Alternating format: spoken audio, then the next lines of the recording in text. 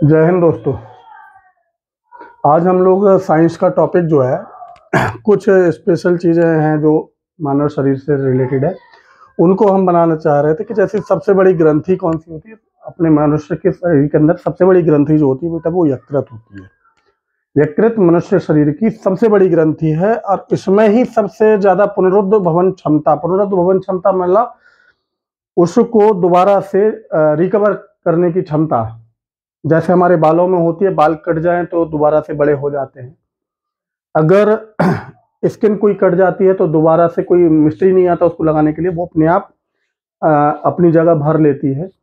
सबसे ज्यादा जो मतलब अपने आप को रिकवर करने की क्षमता रखता है अपने पूरे शरीर में, सबसे बड़ा जो ग्रंथि है वो यकृत, और उसी में पुनरुद्भवन क्षमता भी सबसे ज्यादा होती है। अगर सबसे कम पुनरुद्भवन क्षमता की होती है वो होता है हमारा दिमाग, यानी कि मस्तिष्क। ये लिखा हुआ देखो, सबसे अधिक पुनरुद्भवन क्षमता सबसे ज्यादा होती है यकृत में और सबसे कम जो होती है वो होती है मस्तिष्क में। क्या कम होती है? पुनरुद्भवन क्षमता। पुनरुद्भवन क्षमता मैंने बता ही दिया है। और अगर जानवरों में देखा जाए तो सबसे ज्यादा पुनरुद्भवन क्षमता होती है अमीबा में, कि उसके अगर चाहे जितने टुकड़े कर दो, अगर उस टुकड़े के अंदर छोटा सा भी केंद्रक बाकी है तो वो टुकड़ा, छोटे से छोटा टुकड़ा भी एक नया अमीबा बना लेगा। ठीक है, ये पुनरुद्भवन क्षमता होती है। हालांकि अब आते हैं नेक्स्ट टॉपिक पे। सबसे बड़ी लार ग्रंथि, सबसे बड़ी लार ग्रंथि जो होती है वो होती है पैरोटिक ग्रंथि। सबसे बड़ी लार ग्रंथि, अगर देखो यहाँ पे सबसे बड़ी ग्रंथि की बात कर रहे थे तब तक तो हमारी थी क्या? यकृत। और अगर बताया जाए सबसे बड़ी अंतःस्रावी ग्रंथि, अगर उसमें अंतःस्रावी लग गया तो सबसे बड़ी अंतःस्रावी ग्रंथि होती है थायराइड। ठीक है, सबसे बड़ी ग्रंथि यकृत, सबसे बड़ी अंतःस्रावी ग्रंथि तो वो है थायराइड। सबसे बड़ी लार ग्रंथि पैरोटिक ग्रंथि। अच्छा, अब आती है सबसे छोटी, सबसे छोटी श्वेत रुधिर कणिका। श्वेत रुधिर कणिका को हम लोग बोलते हैं व्हाइट ब्लड कैपिलरीज सेल्स। तो WBC भी बोल सकते हैं श्वेत रुधिर कणिका कोशिका को। सबसे छोटी WBC या श्वेत रुधिर कणिका कौन सी होती है? सबसे छोटी होती है लिम्फोसाइट और सबसे बड़ी मोनोसाइट। सबसे बड़ी मोनोसाइट क्या है? मोनोसाइट क्या है? सबसे बड़ी WBC। इसका जीवन काल कितना होता है? WBC का जीवन काल कितना होता है? 120 डेज, 120 दिन।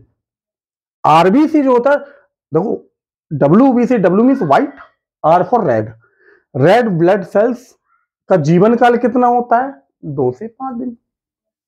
लाल है, खतरे की चीज है, इसका जीवन काल सबसे कम है। सबसे बड़ी धमनी, सबसे बड़ी धमनी होती है एडोमिनल एरोटा।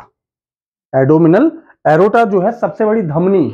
धमनी और सिराएं ये हमारे ब्लड ले जाने और ले आने का काम करती हैं। तो ये सबसे बड़ी धमनी की बात करें तो एडोमिनल एरोटा होता है। अब इसके बाद आती है तंत्रिका। तंत्रों पे बात आती है। तंत्रिका तंत्र, जिसको हम लोग न्यूरॉन के नाम से जानते हैं, वो बेटा हमारी सबसे बड़ी कोशिका होती है।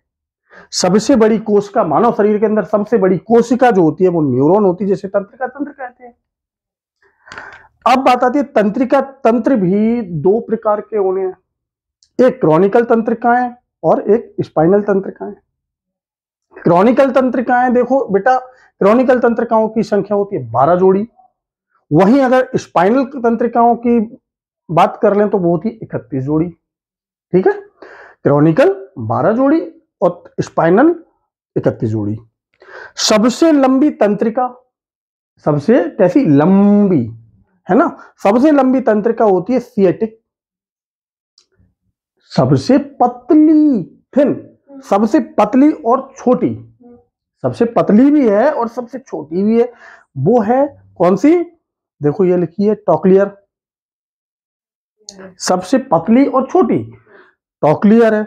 सबसे बड़ी, अब देखो यहां पे सबसे लंबी तो थी लेकिन अब ये सबसे बड़ी, सबसे बड़ी जो है टाइजेमिनल, टाइजेमिनल, ट्राइजेमिनल सबसे बड़ी है।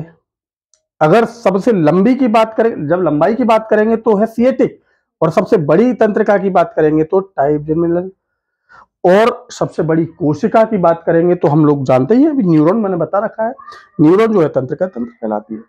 तो ये जो क्वेश्चन है हमें कंफ्यूजन पैदा करते हैं और ये क्वेश्चन हमने पॉइंट बना के रखे हैं, लेकिन अभी इनमें कंफ्यूजन नहीं होना है। हमें कभी भी कंफ्यूज हो गए तो आपके एग्जाम आपको पीछे करते रहते हैं। इन क्वेश्चंस को एक बार नहीं, बस 2-3 बार पढ़ने की जरूरत है, फिर आपके दिमाग में सेट हो जाएगा। सबसे बड़ी मोनोसाइट है, सबसे छोटी लिम्फोसाइट है, आरबीसी का जीवन काल 120 डेज है। ये बस रिपीट करना है एक बार।